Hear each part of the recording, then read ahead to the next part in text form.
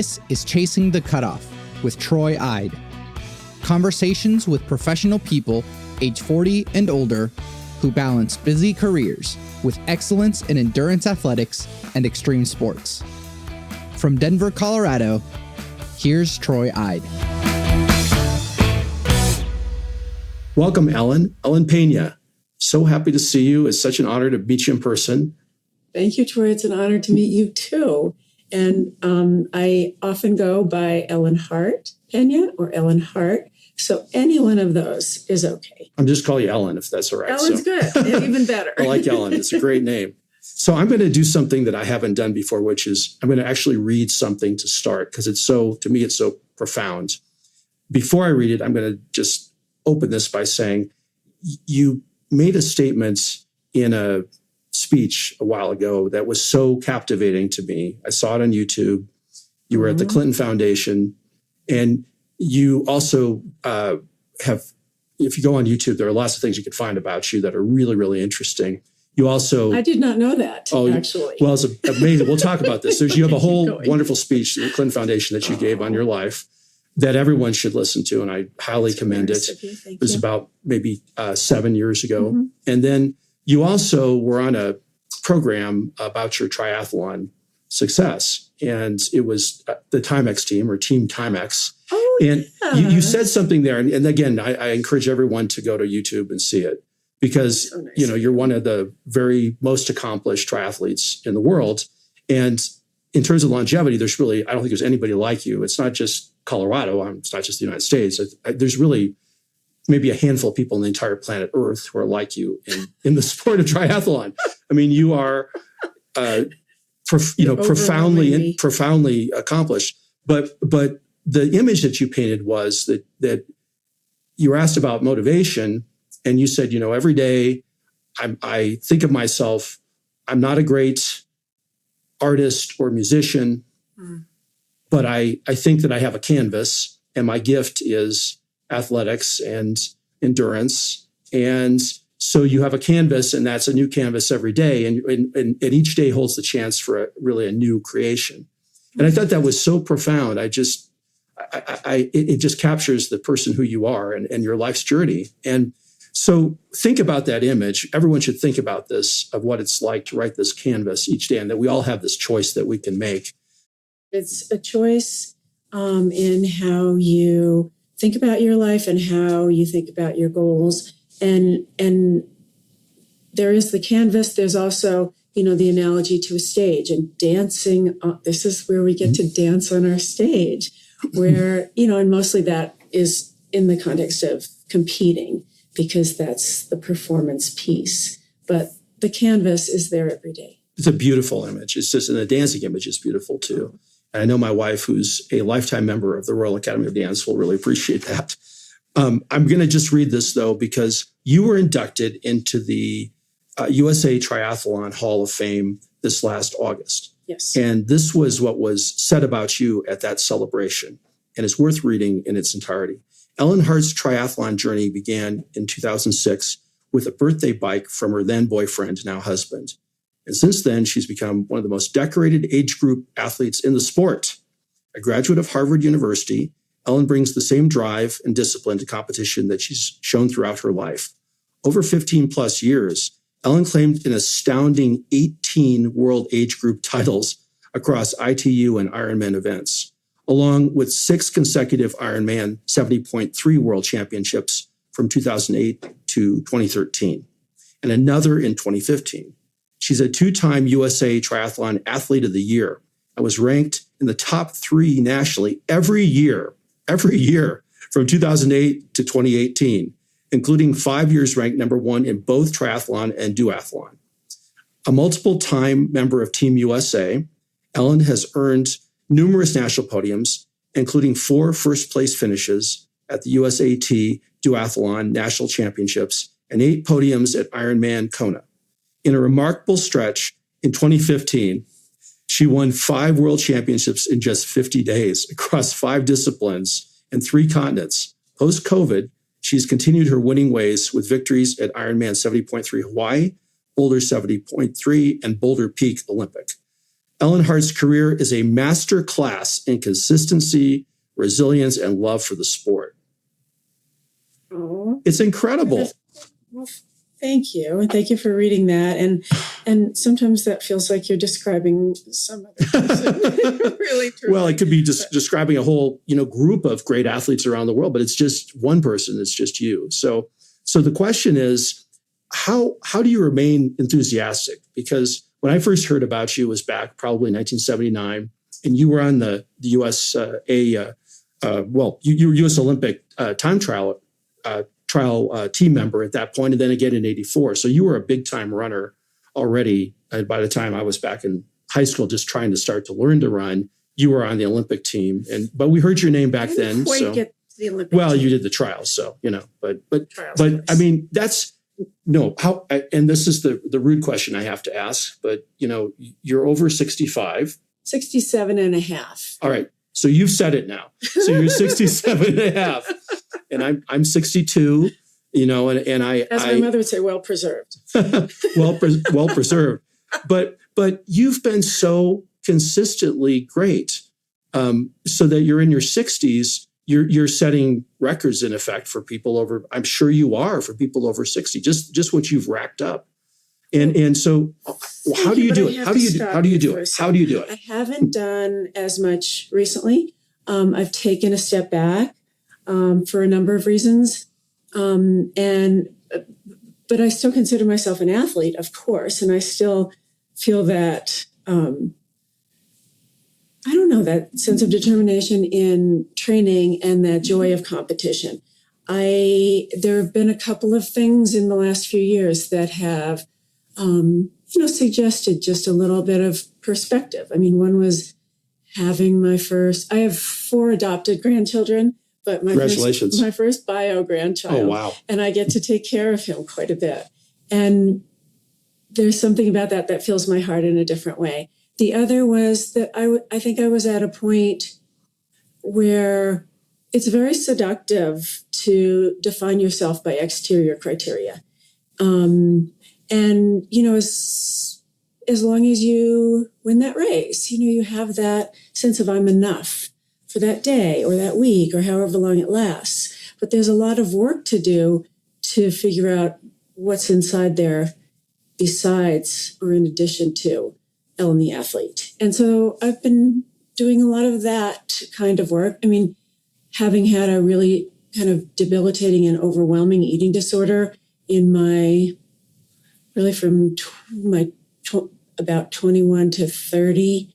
And then, that's the kind of thing that in some ways you deal with every day because food is something you can't put on the shelf and avoid.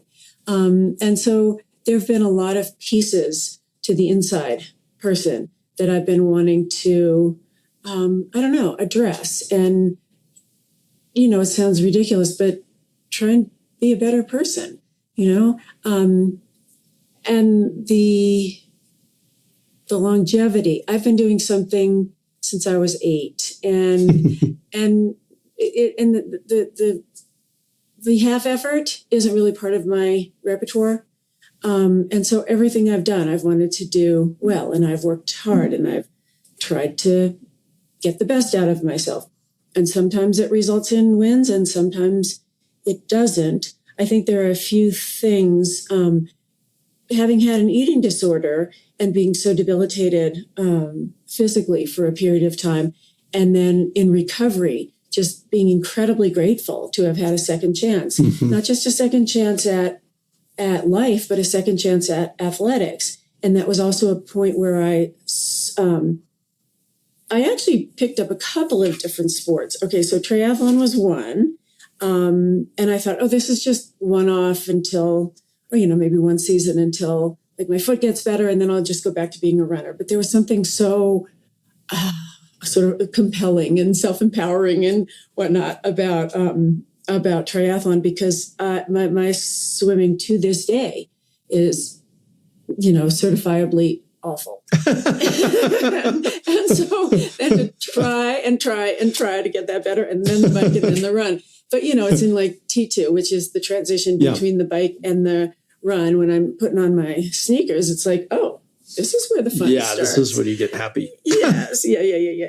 The longevity, it does require, as you know, a few things. It requires taking care of the physical body that you were given. It requires the attitude toward what you're doing.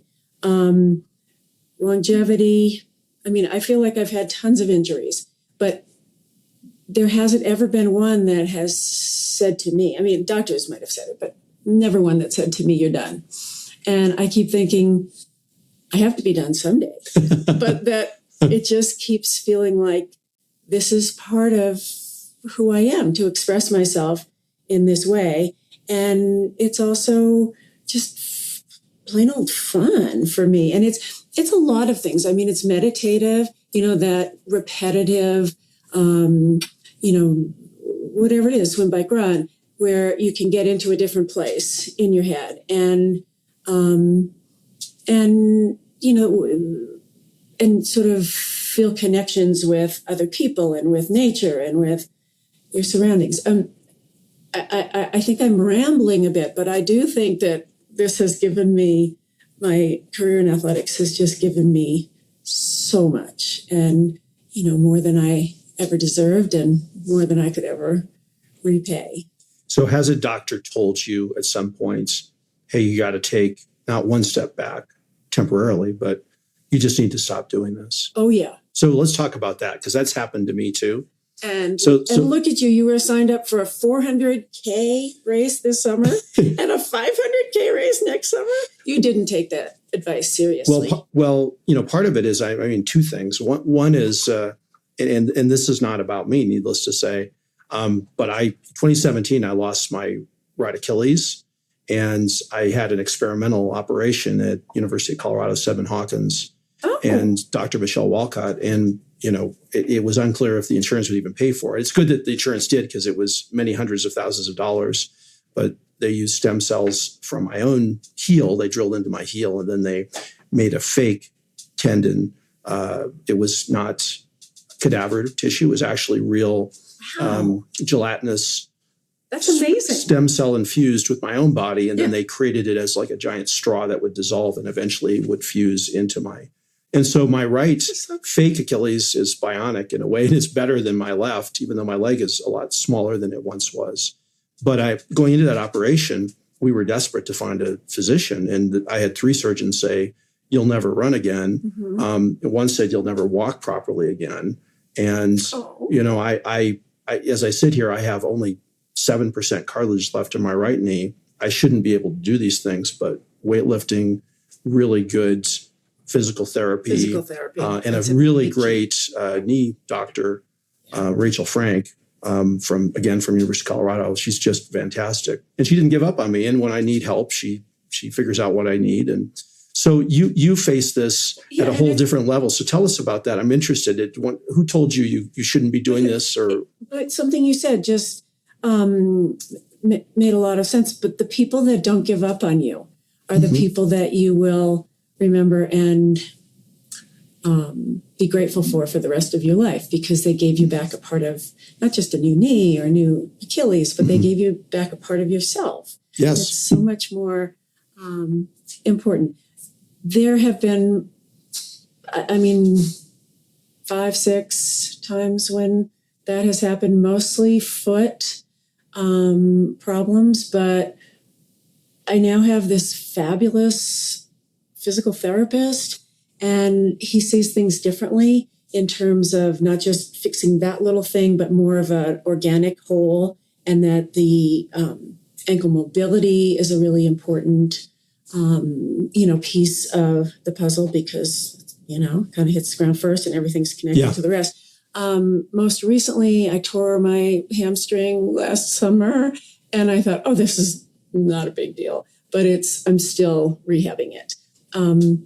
But it doesn't occur to me for a minute, really, to just kind of say, I had a good run. Do people tell you, though, like, hey, at your age, you need to just kind of play golf? Oh, or whatever goodness gracious, yes. Why don't you play golf, Ellen?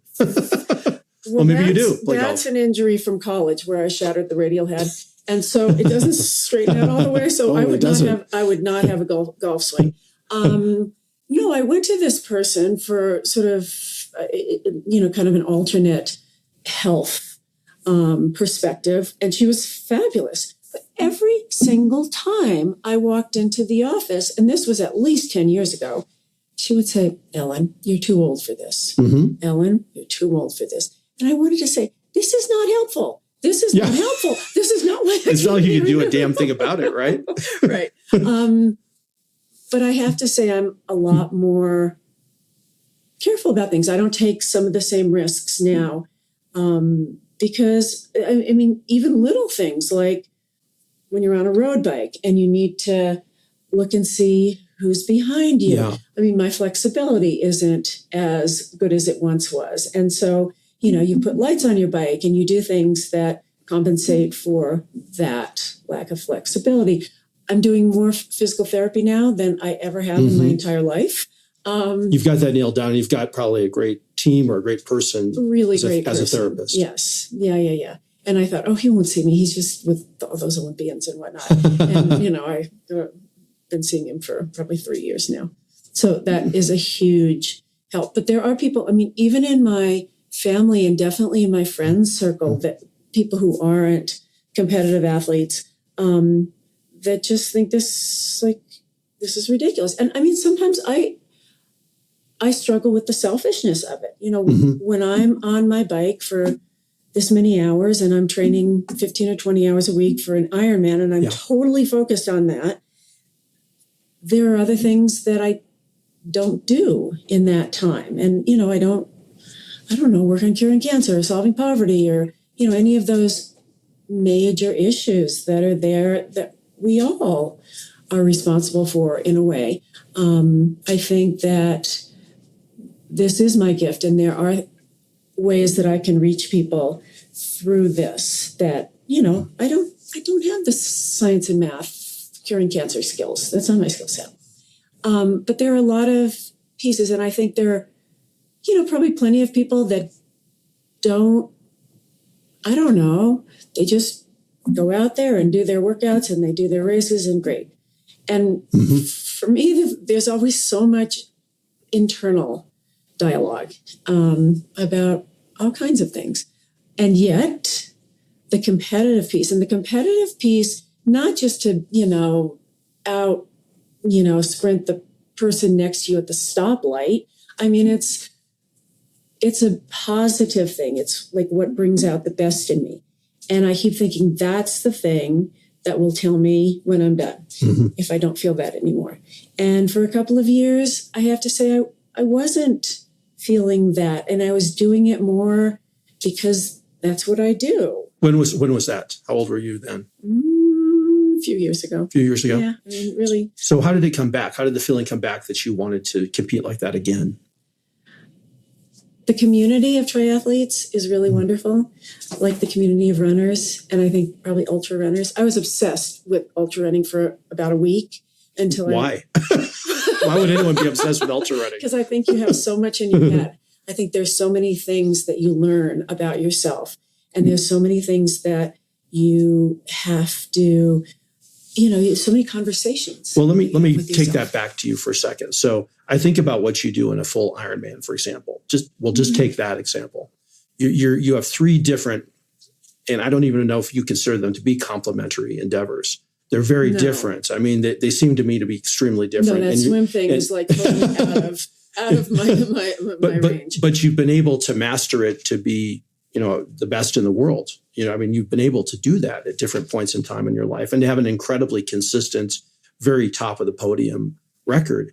How do you find the drive within yourself to focus on all three things? Because for me, not in any of those things in terms of being a champion, but just as someone who goes out a lot, but who considers himself to be an athlete, because if you don't consider yourself to be an athlete, why the heck are we even doing this stuff? I mean, I'm not some, just casual person. I want to live a lifestyle and a way of life that matters. And that, to me, that's part of the lifestyle. And you do that in your work too. I mean, that's exactly. It's just who I am. It's just who you are. So how are you able to have all three of those endeavors?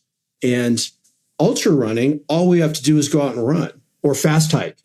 Yes. Yeah. So how do they even compare? I mean, a triathlon seems so much more sophisticated and complex, and there are lots of little things like, way beyond, lots of little details. But when you think about it, it's not that complicated. And when you can get into like this equipment and that monitor and this and that, the other thing, you don't have to do that. And even in this day and age when everything is about metrics and data and high tech, I don't do it. Because for me, I do it because I enjoy doing it. And the data part doesn't interest me. And sometimes it just really frustrates me. And so I have always said that, to any group, like any team I was part of, or and similarly with social media. I'm one of those people, in terms of my mental health, that social media is not a good thing for me.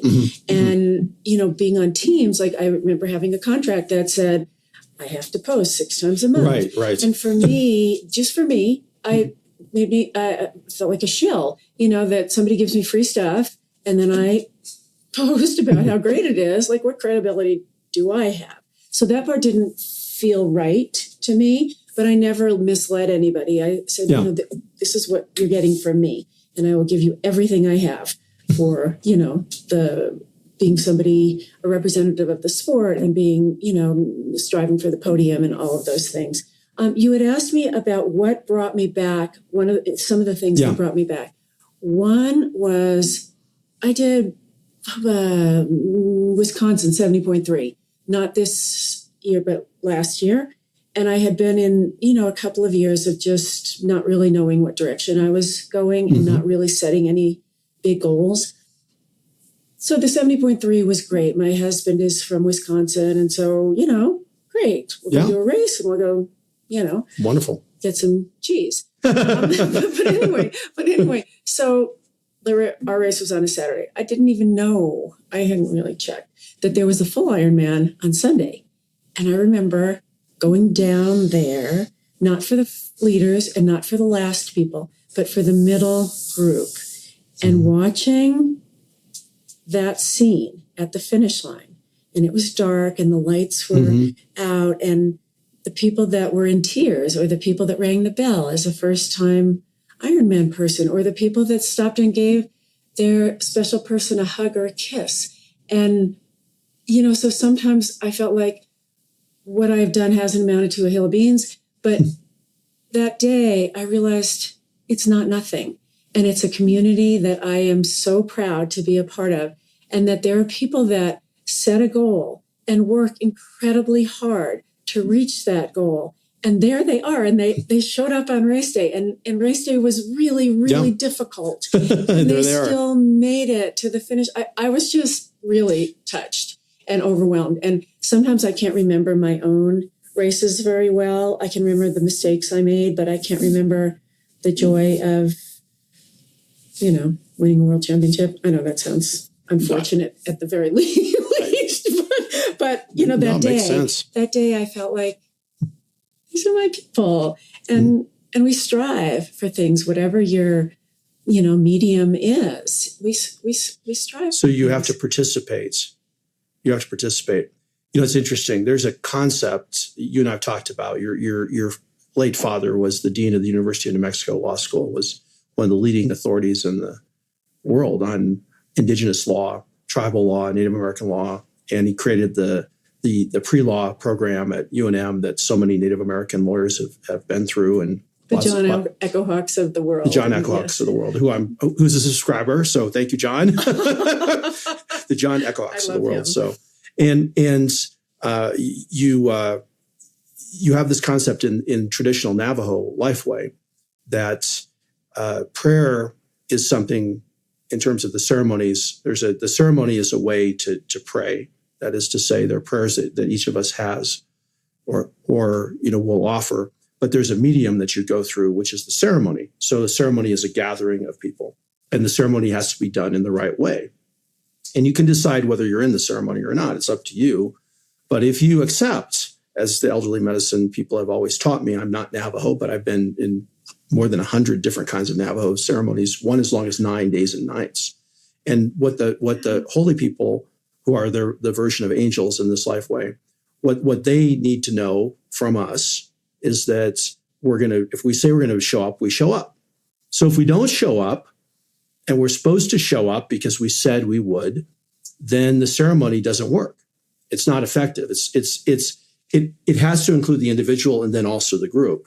And it's a different concept than I think the Judeo-Christian concept, where it's all about just one person. It really is about having to make sure that the ceremony has all the participants. So, I know you've spoken and you've talked a bit about prayer and faith and how you think about yourself as a triathlete and beyond that.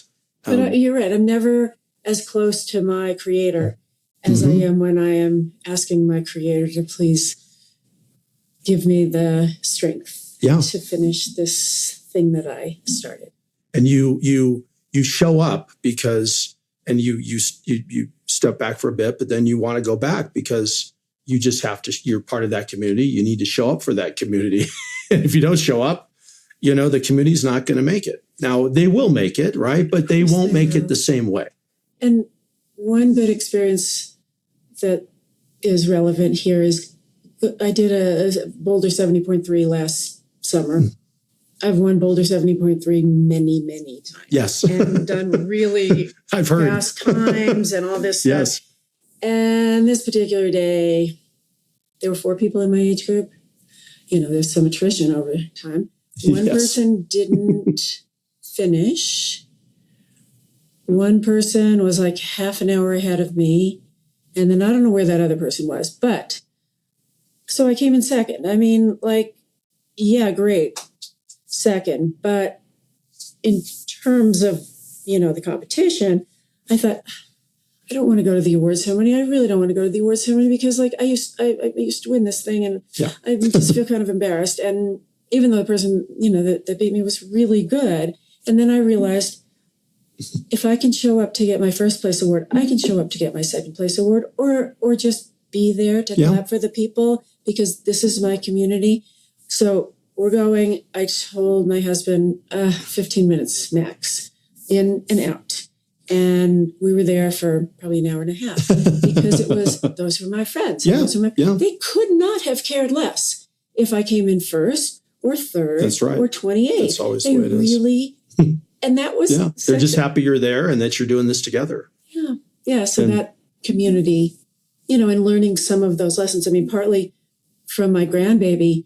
He's not a baby; he's almost 3. But I loved him wholeheartedly from the minute he was born, and he didn't do anything to earn my love, and he loves me, and he doesn't care about my racing.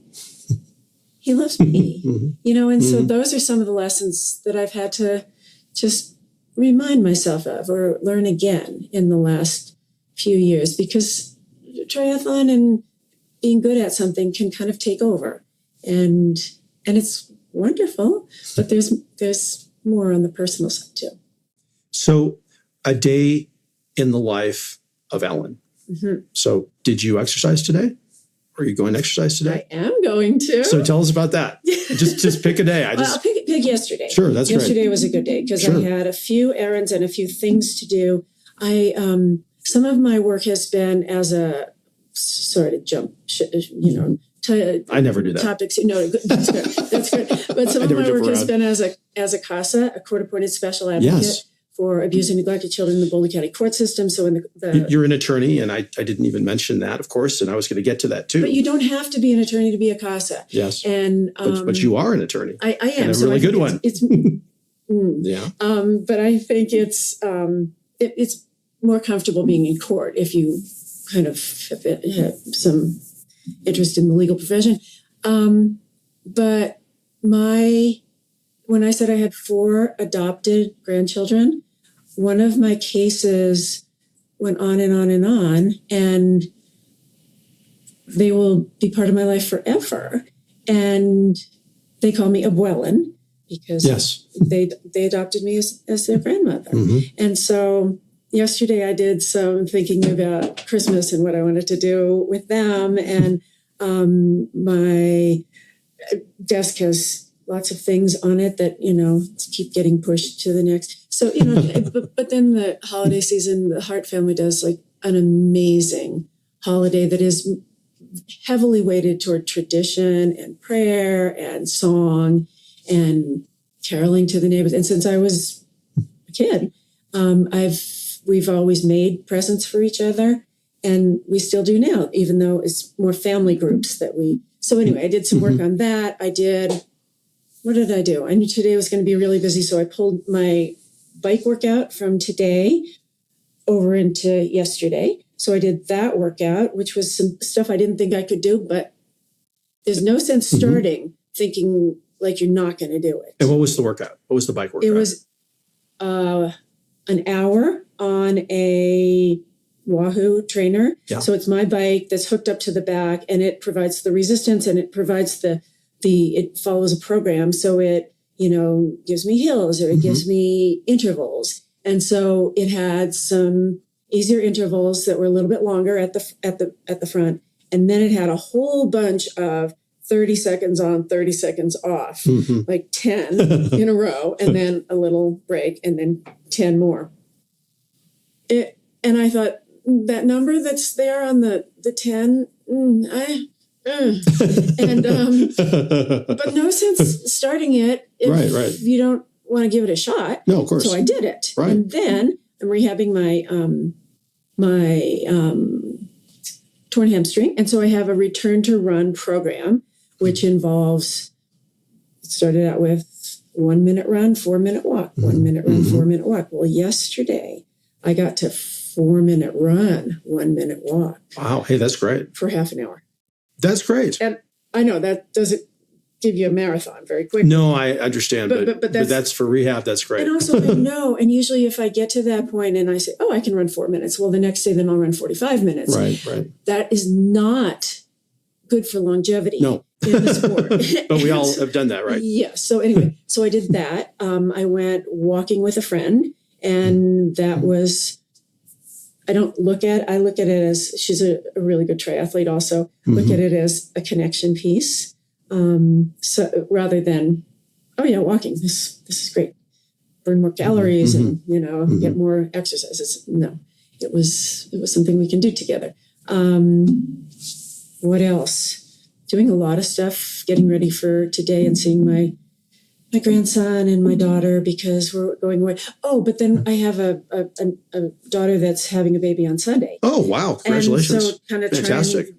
Wrapping. Yeah, I mean, just kind of getting, I know. Is it her first or? Yes. Oh, wow. That's a big deal. Yes. And it's been here in Colorado or somewhere else? Oh, great. Well, that'll be exciting for you. Yeah. Wow. Yes. So that was a day in the life. And I, made sure that I had my macronutrients, and I made sure that I had sometimes, and then back in the old days, I would. So what does that mean?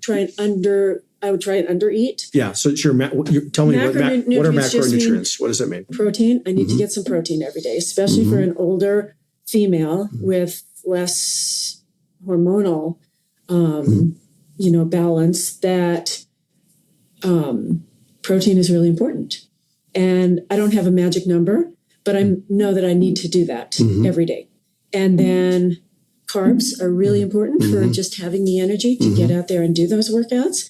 And I try and, have a clean, what they call a clean, that it's more fruits and vegetables and whole grains and that sort of thing. But, there are sometimes when the cake just barely jumps out of the refrigerator onto your plate. Of course. Yeah. And the fats. I used to be, with an eating disorder, I was absolutely fat phobic because fats have more calories than either of the other two groups. And it just fat meant fat. And I was in a really bad place with accepting my body. And there wasn't as much known nutritionally, 30 years ago as there is now. So making sure I have those, nut butters and avocados and some of those things, that's real food. Yeah. That's right. that's a gift from our world, to nourish us and make us strong. So anyway, that was that. And then, I don't know, hang out with my husband for a little while, have a little food. So you haven't mentioned swimming. Do you swim very much these days or not? I do. So do you swim in a pool or? I do. I just started Masters. Okay. So talk about that because I'm really interested in this. Masters is a little bit more structured. I mean, if I go and I will have a workout that will be, 400 warm up and 8 times 50 and then some breakdowns of 300. So at the end, I'm at 3,000 meters. Do you do this by yourself or do you have a coach? I have a coach, which is just good for me because I'm a person that needs structure. Yeah, me too. I really do.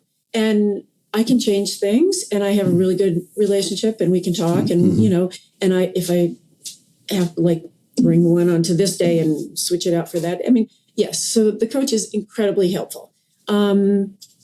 But being in a master swim where somebody's just there telling you what to do, you don't really have to think about it as much as, I have a really fast 300 coming up. It's just you don't have to sit there and argue with yourself about how unpleasant it's going to be. You just have to do it at that moment, right? So that's you have someone watching too, so you kind of have some accountability. And I swim 3 times a week. 3 times a week, okay. And I bike 3 times a week and I run 3 times a week for right now. I mean, when I lift. So this is your step back.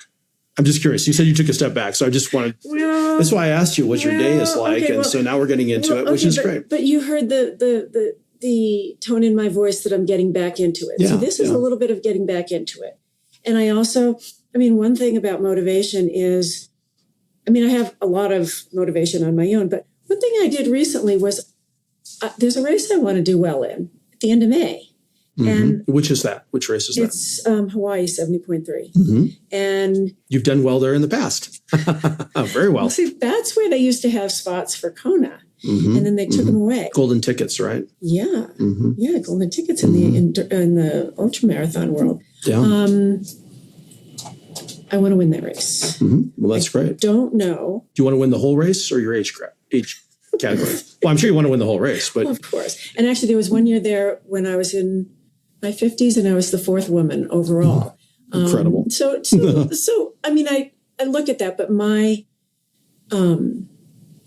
physical output just isn't. I'm not as fast as I used to be in any of the 3 things, and that's life. So let me ask you about that. But we're swimming. Yes, I need to do that anyway. And what I did was I put a little sticky 2 places in my house that said that race, and then a phrase that's like a special phrase with my son, because I finished a race once and he was there and I was crying and it was a world championship in Austria.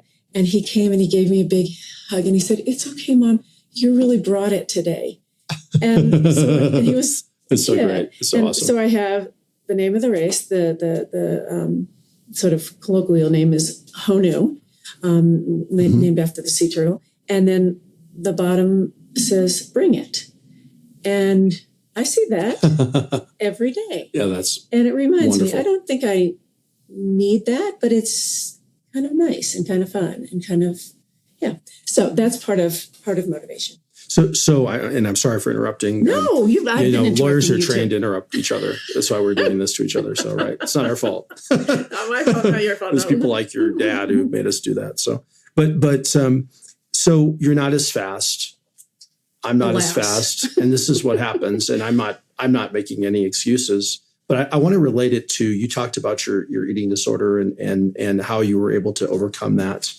And there are big challenges that you have been able to transcend in your life, but none of us can transcend the aging process. True. So here we are in our 60s. You could do performance enhancing drugs for a while, and that is just completely off the table for me. There's just no... You just don't want to do that, right? There's just no way that comports with having an honorable life. It didn't stop Lance Armstrong. Well, I know, but people have and there were other factors involved. But I can understand it if everybody else is doing it and you want to. So you're not going to do the extreme games that they're doing in Las Vegas, where Peter Thiel and the others are financing this idea that you take as many drugs as you possibly can, and then you see what happens. It's not in your future. That's definitely an approach, but it's not going to be. What do you think of that, by the way? So the concept of the enhanced games. It's called the enhanced games. How many, and for those who have not heard of this, look it up, because it's how many enhancements can we take that are not allowed and see what people can do. I think it's very bad for your health. Well, I would think so. I guess we don't really know. We'll find out if they live. But. Right. But I think tricking the body is like an inherently, unattractive notion to me. But that's what I used to do with eating. If I eat, rice cakes, it'll feel like I'm full, but I'm not really full. There's just a lot of that. And I just want to see, that's another reason that I think I want to be back and compete. I want to see what this body can do at this age. And with just what, God, and I realize I have been incredibly lucky and incredibly fortunate in my life. Even the thing with the 5 world championships, they don't usually line up like that. And so, and also just the luck of not. What luck though? You have a gift and you could not accept the gift and do nothing or do very little, but you actually have always embraced the gift. And even when you went through some tough times, you found a way to come back to it and do it again, and then transcend again. Including a divorce. And actually during the divorce, I relapsed because you tend to go back to patterns or habits that give you emotional space from the emotional pain that you're feeling. And I knew right away that that wasn't the life that I wanted. And I got help right away. And I still, I see somebody now that's helped me immeasurably in this chapter of my life. So, is that your husband? He is great. He is really great. No, a therapist. Okay. But luck, that I have the physical capacity, that I have the money to buy a bike, that I have the time to go to these workouts, that I have, a supportive husband, that I have, not everybody gets that. No, I understand. I just feel incredibly, incredibly grateful for all that I've been given. Well, as you think about you're 67 and a half, you think about what the future holds. Are you competing against, when you go to the starting line, are you competing against your 67-year-old self? Maybe not against us, maybe not the right way to say it, but as opposed to your 65-year-old self. Are you trying to say, in my age bracket now, I want to win the whole age bracket, even though I finished second last time, I want to get first place, but I'm 3 years older, or whatever it might be? I think for a long time, I was comparing myself to, the Ellen of yesteryear. And I ran a marathon sub 6 minute pace. That means every single mile for 26 miles was under 6 minutes. And that wouldn't win a race these days. What was your PR in the marathon? 2:35. 2:35. Fantastic. But there's no way for the rest of my life I'm even going to be able to run 1 7-minute mile. That is just not going to happen. And so when I allow myself to compare things, as a lawyer or as a musician or as, any number of doctors, you keep getting better and better and better. But with athletics, at some point, and it was in my early 60s, things just start dropping off. So, but yes, I go to every single race thinking I'm going to win.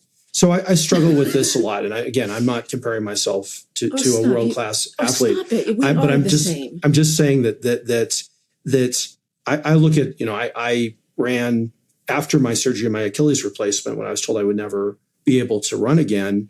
Operation was August 2017, and I ran a 3:07 at New York in the next November on my 55th birthday. That's awesome. And That's awesome. I had a real kind of high hope at that point in time that I would get faster and faster and faster. And what ended up happening was I did get faster in some ways, but more than that, I tended to start to slow down from like 57, 58. I started to go down, and I do the speed work, and I ended up spending a ton of time in the gym, and I do weightlifting a lot. And I have a really great coach for that, Nick Barretto.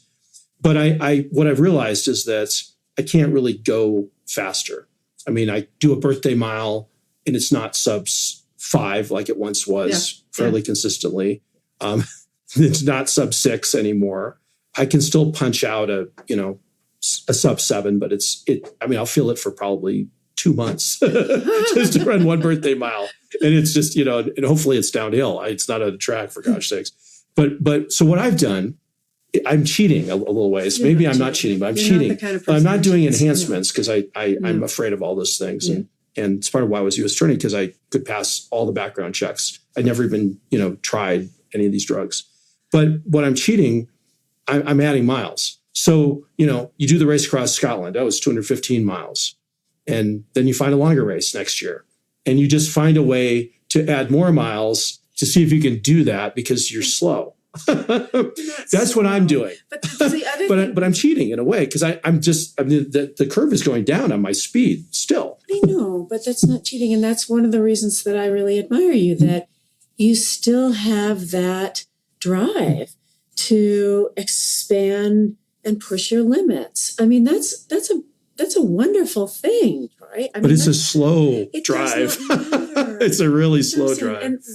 And what about all of this makes us better people and more healthy and more, willing to be part of communities? I mean, but I get stuck on the same thing, that my time now isn't as good as my time was then. And I have to, that's part of the work that I'm doing. That's not the reason I'm doing it that's not the reason I'm running that race anymore, to beat that time. For a long time, since I got into triathlon late, like I was 46 when I started triathlon, and I was getting faster and faster and better and better at all these things.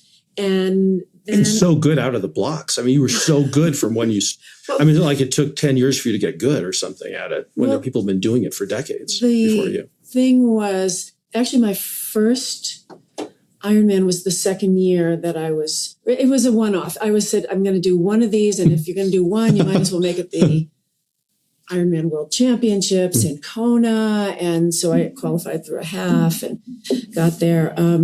But the thing that was key is that my run, you can pick off a lot of people. The first Ironman I ran a 3:22 at age 50, 3:22 marathon at age 50 after the swim and the bike. And you can pick off a lot of people if you have a good run. Well, unfortunately, my run it was like rolling downhill slowly and then kind of dropped off the table in my early 60s. But it doesn't make me love it any less. Yeah. So. But the swimming, how about the swimming? You're getting better at swimming? I was. But sort of the overall physical, strength and output. And there are just a lot of things that happen physiologically. And so I'm not as fast. My form is probably better, which is nice. I like it better. That's all good. So is there a place you like being in your head the most on the bike, running, or swimming? Is there a favorite, or are they just all different? All different, but I remember the first Ironman where I was just going down. I have a really big family. And so I was starting at the top and, thinking about my dad and thinking about some things that, I would want to tell him, or that, he was alive, but I was on the bike. And then I'd go to my mom, and then I'd go to all my sisters and all my brothers and all my nephews and nieces and aunts. And, all that stuff. Spending time with people I loved. And, yet at the same time, I never lost track of what I was doing. I was competitive for the entire 11 hours or whatever it was. What was that question? I think I segued. No. And the segues, the segue is amazing. I was going to ask you, I'm going to shift gears for a second, to talk about, you were the first lady of Denver. Mm-hmm. And parade wave. Well, it was amazing. So come on. by way of putting myself into this somehow in some lame way. So I was. Your resume is amazing, by the way. I was Mr. Troy. I was at Stanford at that time, and I was editor-in-chief of the Stanford Daily. The first and only Republican, by the way, since the Vietnam War to be editor-in-chief of the Stanford Daily. I somehow snuck by with one vote in a runoff election, and I wrote my opening editorial, which the editor-in-chief gets to write one, hey, I'm the new editor-in-chief. So you write it to the whole university, and then you do a farewell one at the end. But my opening one was Imagine a Great Newspaper. And I attributed it to the Peñas and to the fact that was the slogan when Federico Peña ran for mayor of Denver, Imagine a Great City. So I was like, this is a person that I could really relate to, inspired me. He was young. He was amazing. Mayor and a beautiful young wife. Thank you, but he was just in my humble opinion, he was one of the best mayors Denver has ever had. No question about that. No question. Reasons is that he surrounded himself with really smart people, and he didn't need to take all the credit himself. So he was really good at consensus building. And I tell my kids, look around the city. Every good thing you see, your father had something to do with it. Well, and you had something to do with it too. And that's important to point this out. And for people who don't know, when you fly into Denver, when you are on Peña Boulevard, that's named for Federico Peña, and you were instrumental in this. So you were Ellen Hart Pena. So let me just talk to you about. So that was back in the 80s, and now here we are. And then we went to Washington, and then we came home, and then we got divorced. And things happened. He was on the cabinet and so on. Probably the first Latinx or Hispanic man to ever have two cabinet posts, because he was Secretary of Transportation for 4 years and then Secretary of Energy for the first half of the second term. He did great work. He did great work, and he's a wonderful person, and still, he is. When you run into him on the street, as I did not very long ago, it's just he's nice and friendly to everybody, as he's always been. Remembers your name, and so. But I want to talk to you about politics a little bit, small p politics. Yeah. But no, here we are. So, are you a Democrat? I am. I've been a Democrat all my life because my family was all Democratic, and and then the time with Federico, sort of emphasized and made that stronger. So yes, I am. And I'm a Republican. I'm not a Trump Republican would be, right, in the sense of whatever MAGA is. That's not me, but I am a Republican. Right.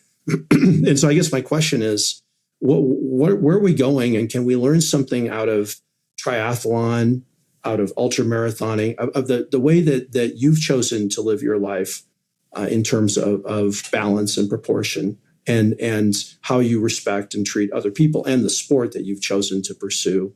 Can we learn lessons that can get our politics somehow back on track? Because it seems like we're in a really dark place right now. Yes, very dark. I think the idea of community is really important, and that we have so much more in common with other people than we have differences. We live out on 79th Street in Niwot, and it's a hill, and the Boulderthon Marathon was going past it, and so it was right before the presidential election. So I got out my signs for the Democratic candidates, and because I wanted all the people to see it. Of course. And we have a silo, so that was. You have a silo. We do. It used to be the dairy farm. Yeah, awesome. The next day. Not a missile silo. No. Just want to make sure I get this right. So a silo, grain silo. And the next day I see my neighbor across the street putting up signs for the other candidate. And it was kind of like, I wonder if that was a response. I didn't know. I said to my husband, I'm going to go over and talk to her. And he said, not a good idea. And I said, yeah, it is a good idea. And I said, this person, we're neighbors, we're friends. I've lived in a Democratic, you could say, bubble all my life. And I don't understand your point of view. And could you please tell me why you're supporting that candidate? And I didn't say another word. She just started rattling off all the reasons that she was supporting that candidate. And some of them were valid and some of them weren't. But it wasn't my place. If I wanted to form a bond or continue my bond with her, it wasn't my place to say, but that's not right. That's not factually correct. I mean, that wasn't going to accomplish anything. And so, day after the election, I said, congratulations. We're still friends. And that's how that's just a teeny tiny little thing. But it's not a tiny thing when you think about if everybody did what you did, it would make a huge difference. So, and if people weren't rude, I mean, one thing I've noticed in this conversation, you haven't made an excuse for anything. There's been no excuses. You're just talking about how you live and how you've competed and, ups and downs, but you're not blaming anyone. Woe is me. There's none of that. And you're not making fun of in a cruel way of anybody. You don't seem like you could ever do something like that. Oh, I love new triathletes because they come into the sport with so many questions and so much enthusiasm. And, you try and direct them to a sprint triathlon first, but some of them just take the leap into a half Ironman. And but they have so many questions, and you can sort of calm the nervousness and participate in the excitement and remember what it was like when you first did it yourself. Yeah, I love the triathlon community. Have you coached? Do you coach well? I do not like telling people what to do, which was a big drawback when I was a parent. It is. Like a grandparent, not so much, because I can just say, oh, sure, whatever. That's right. But no, I coached a little bit of soccer, and I thought about coaching, and I don't want to tell anybody what to do. I mean, sometimes I'll give suggestions, and, I don't have an empty head in terms of what, some principles of triathlon are, and I will share that willingly with anybody, but I don't really. But you're pro coaching. You don't mind being coached, it sounds like, at all. I love coaches. You like structure, you said. Love coaches, yes. Do you recommend that? I know you don't want to tell other people what to do, but I think it's been helpful for you, right? That was quick on the uptake, Troy. It's been helpful for you, though, it sounds really, like. Yes, and I think that's one of the things that has contributed to consistency. I think consistency is another bedrock item that you have to have longevity. And I put my workouts in my calendar, just the same as if it were an appointment. I mean, an appointment with the former U.S. attorney or, somebody with your resume. I mean, you get the same amount of space as my workouts, because if I don't put them down there, they don't get done, and nobody's going to do them for me. Do you have a written calendar, or is it electronic? Written. Yeah, good for you. I am old school. Good for you. That's one thing. I think coaching helps immeasurably. I think having a buddy helps a lot. That when you maybe not feeling like going out there, you know that your friend is going to be out there. Absolutely. So I think coaches are great. I wondered if there are a lot of running clubs, especially in Colorado, but now all over the country. But we've always, for decades, we've had these great running clubs. Yeah. So were you ever in a running club? Are you in a running club? Absolutely. Talk about that. I'm interested in that. When I first came to Boulder, the coach that I had then, Rich Castro, was director of intramurals at the university, but he also coached people like Cliff Branch and Mary Decker and some of these other a lot of famous people like you. And he started the Boulder Roadrunners Club. And every single Saturday, I got to run with the Boulder Roadrunners Club, and then sometimes Tuesdays and Thursdays as well, because usually there was a tempo workout and a interval workout. So I still look back on that as one of my fondest memories. And the clubs around here, I've been on teams, like competitive teams, like Timex and Cinto and that sort of thing. But the teams around here, I was on Rocky Mountain Tri Club. There's probably a cycling group that I'm going to join. It was an informal cycling group during COVID, but I think I'm probably joining a cycling group just because I'm finding that's what I enjoy. Yeah, and the camaraderie and the learning and the discovery. So goals, as we start to think about closing this up, I'd love to just go all the way through Christmas, New Year's, and just listen to you the whole time because you're that interesting. You have so much I want to go interesting to stuff Albuquerque. in your background. You do, and there are so many things when I was learning about you and your wife that I just want to say, oh, tell me more. But maybe another conversation. My wife has a giant paper day timer. So as a judge, she doesn't do any electronic calendaring at all. She just sits at the island in the kitchen, and she just goes and writes everything in longhand to this day. And she controls her own calendar, and she does everything by ink, handwritten ink. So I admire that woman. It sounds like the Supreme Court, the Colorado Supreme Court. For a dozen years, and she's been on the U.S. Court of Appeals for the 10th Circuit as a judge since 2017. And she by statute will be the next chief judge.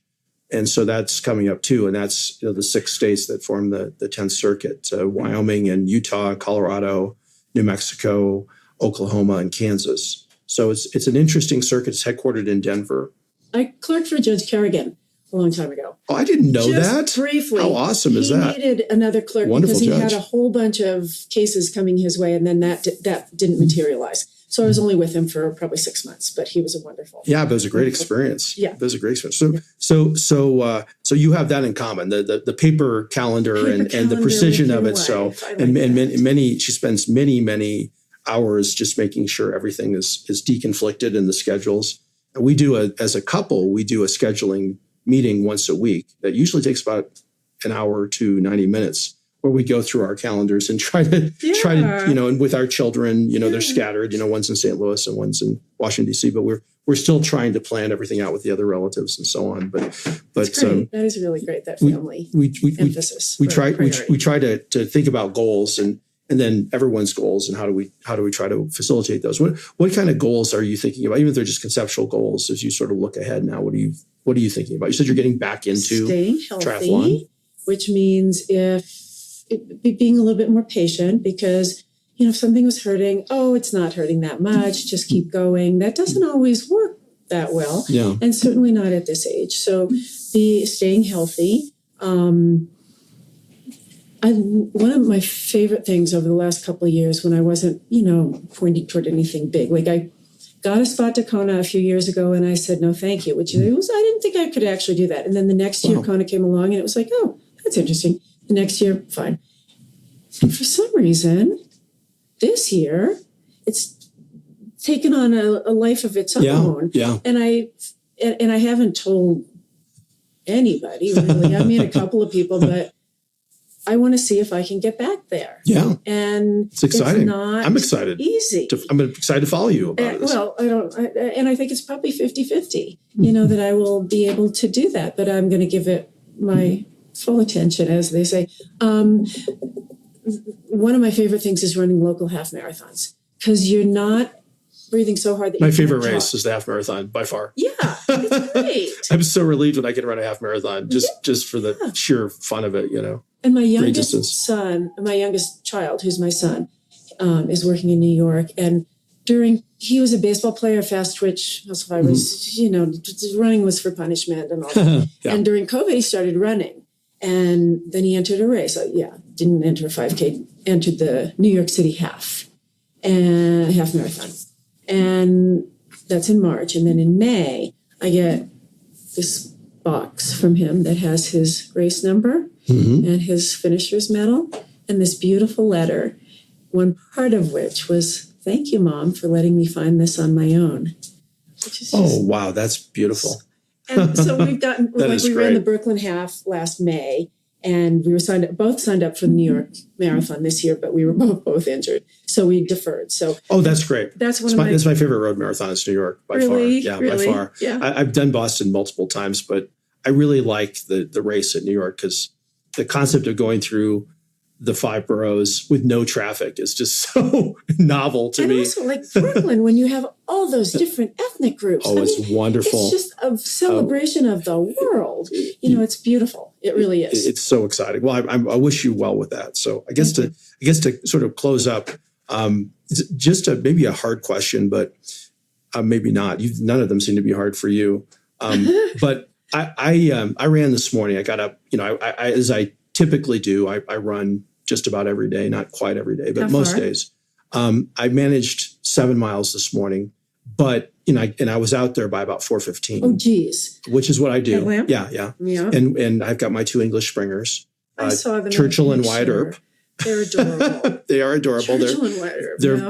They're very high energy. But I had a bad run today. Now, I don't know why. Every once in a while, I have a very bad run. Mm-hmm. It's like everything hurts. I'm way off, and today it was, I was hurting for some reason. I haven't hurt for a while, but I had a race a couple of weeks ago and I kind of bounced back from the race really quickly. But today it just didn't feel good. Yeah. And then it was, my pacing was way off and my heartbeat was higher than it should have been. And I'm just, So what did you take from that though? What did you say? I'm a bad person because or did you say I try different things sometimes when that happens, and what I've come to try to understand is sometimes you just are going to have bad days. I didn't have as many, certainly, and maybe I didn't have any when I was 40. I don't know, but I do now. There are times it'll happen, and I don't know when it's going to happen. Sometimes it'll happen. I'll go for 3 months, and then suddenly I'll have a bad running day. Like, gosh, this really sucks. I know. So I wondered if that ever happened to you, and what you do if you ever have a bad day. I have the 15-minute rule. If it's after 15 minutes, it's just wretched, dreadful, and it feels like I'm going to be hurting myself, then I can call it a day. And you don't punish yourself for that? I don't. I mean, I used to, and I would try and put something else on my schedule for later or for the next day to make up for that one. Yeah. But my body was trying to tell me something, and I need to listen. And so now, pretty often, Rob will ask me, how'd my workout go? And pretty often I'll say it was really awful, and tomorrow's a new day. And that's that. I mean, that's how you deal with it. Yes, but hanging on to, the kind of self-flagellation and self-criticism and all that is not effective. I mean, and I try and think about the best ways to use my energy. And that's also in everything, in politics, in personal relationships, and whatever, that to hang on to things that are not positive energy is not the way I want to live my life.